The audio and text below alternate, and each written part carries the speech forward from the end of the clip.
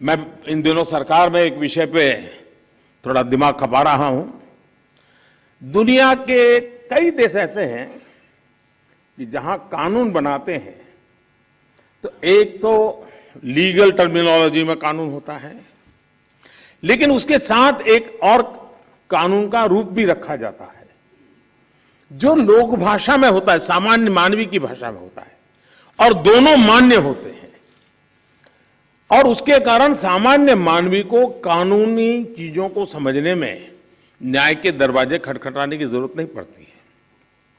हम कोशिश कर रहे हैं कि आने वाले दिनों में हमारे देश में भी कानून एक पूरी तरह लीगल टर्मिनोलॉजी हो, लेकिन साथ साथ वही बात सामान्य व्यक्ति की समझ में आए उस भाषा में, और वो भी दोनों एक साथ असेंबली में या पार्लियामेंट में पारित हो, ताकि आगे चल करके सामान्य मानवी उसके आधार पर अपनी बात रख सकता है। दुनिया के कई देशों में ये परंपरा है। अभी मैंने एक टोली बनाई है, वो उसका अध्ययन कर रही है। साथियों, हमारे देश में आज भी हाई कोर्ट्स और सुप्रीम कोर्ट की सारी कार्यवाही इंग्लिश में होती है, और मुझे अच्छा लगा सीजेआई ने स्वयं ने इस विषय को स्पर्श किया। तो कल अखबारों को पॉजिटिव खबर का अवसर तो मिलेगा अगर उठा ले तो।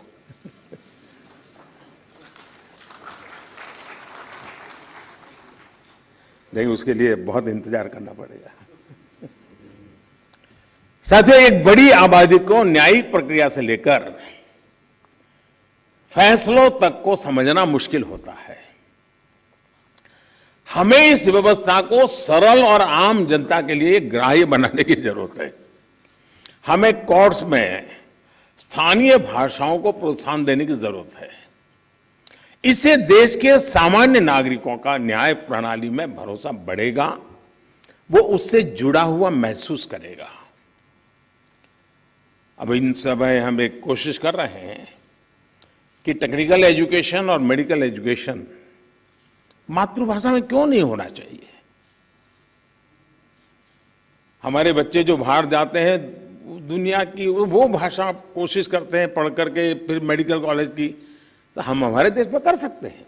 और मुझे खुशी है कई राज्यों ने मातृभाषा में टेक्निकल एजुकेशन, मेडिकल एजुकेशन के लिए कुछ इनिशिएटिव लिए हैं।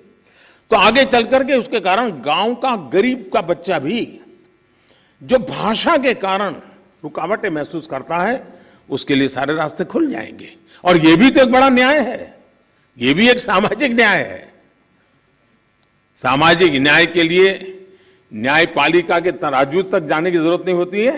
सामाजिक न्याय के लिए कभी भाषा भी बहुत बड़ा कारण बन सकती है। साथियों, एक गंभीर विषय सामान्य आदमी के लिए कानून की पेचीदगियां भी है। 2015 में हमने करीब 1800 ऐसे कानूनों को चिन्हित किया था जो अप्रासंगिक हो चुके थे। इनमें से जो केंद्र के कानून थे, ऐसे 1450 कानूनों को, 1450 कानूनों को हमने खत्म किया। लेकिन राज्यों की तरफ से केवल 75 कानून ही खत्म किए गए हैं। मैं आज सब यदि आदरणीय मुख्यमंत्रीगण यहां बैठे हैं, मैं आपसे बहुत आग्रह करता हूं कि अपने राज्य के नागरिकों के अधिकारों के लिए, उनकी ईज ऑफ लिविंग के लिए आपके यहां भी ये कानूनों का इतना बड़ा जाल बना हुआ है, काल बाह्य कानूनों में लोग फंसे पड़े हैं, उन कानूनों को निरस्त करने की दिशा में आप कदम उठाइए। लोग बहुत आशीर्वाद देंगे जी। साथियों, न्यायिक सुधार केवल एक नीतिगत विषय या पॉलिसी मैटर ही नहीं है। देश में लंबित करोड़ों केसेस के लिए पॉलिसी से लेकर टेक्नोलॉजी तक हर संभव प्रयास देश में हो रहे हैं, और हमने बार बार इसकी चर्चा भी की है। इस कॉन्फ्रेंस में भी आप सब एक्सपर्ट्स इस विषय पर विस्तार से बात करेंगे ही, ये मुझे पर विश्वास है। और मैं शायद बहुत लंबे अरसे तक इस मीटिंग में बैठा हुआ हूं, शायद जजेस को ऐसी मीटिंग में आने का जितना अवसर मिला होगा उससे ज्यादा मुझे मिला है क्योंकि मैं कई वर्षों तक मुख्यमंत्री के रूप में इस कॉन्फ्रेंस में आता रहता था। अब यहाँ बैठना मौका आ गया है तो यहाँ से आता रहता हूँ, तो एक प्रकार से मैं इस महफिल में सीनियर हूँ।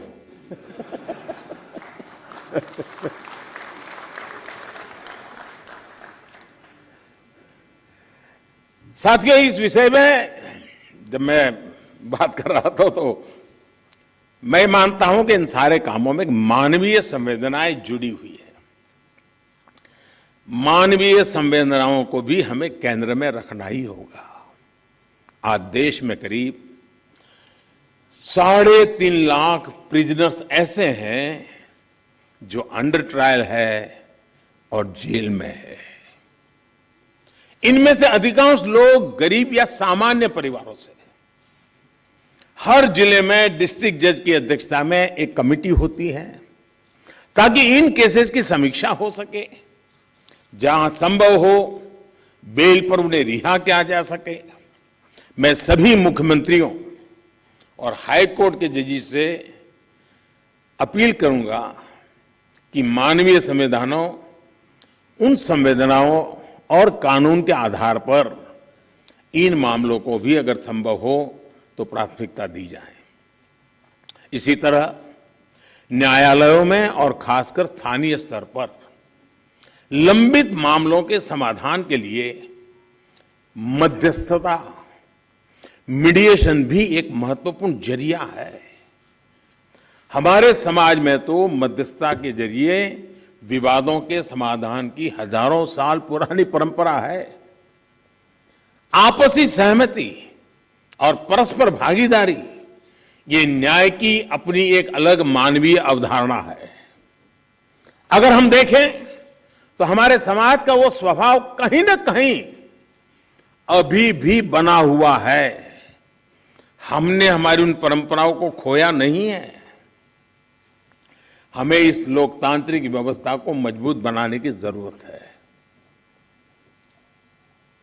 और जैसे चीफ साहब ने ललित जी की तारीफ की, मैं भी करना चाहूंगा।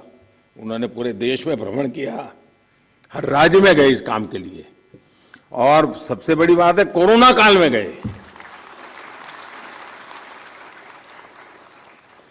साथियों, मामलों का कम समय में समाधान भी होता है, न्यायालयों का बोझ भी कम होता है और सोशल फैब्रिक भी सुरक्षित रहता है। हमने इसी सोच के साथ संसद में मीडिएशन बिल को भी एक अम्ब्रेला लेजिस्लेशन के रूप में भी पेश किया है। अपनी रीच लीगल एक्सपर्टाइज के साथ हम मीडिएशन से सॉल्यूशन की विधा में ग्लोबल लीडर बन सकते हैं। हम पूरी दुनिया के सामने एक मॉडल पेश कर सकते हैं। मुझे पूरा भरोसा है कि प्राचीन मानवीय मूल्यों और आधुनिक अप्रोच के साथ इस कॉन्फ्रेंस में ऐसे सभी विषयों पर आप सब विद्वज्जन विस्तार से चर्चा करके, मंथन करके उस अमृत को लाओगे जो शायद आने वाली पीढ़ियों तक काम आएगा। इस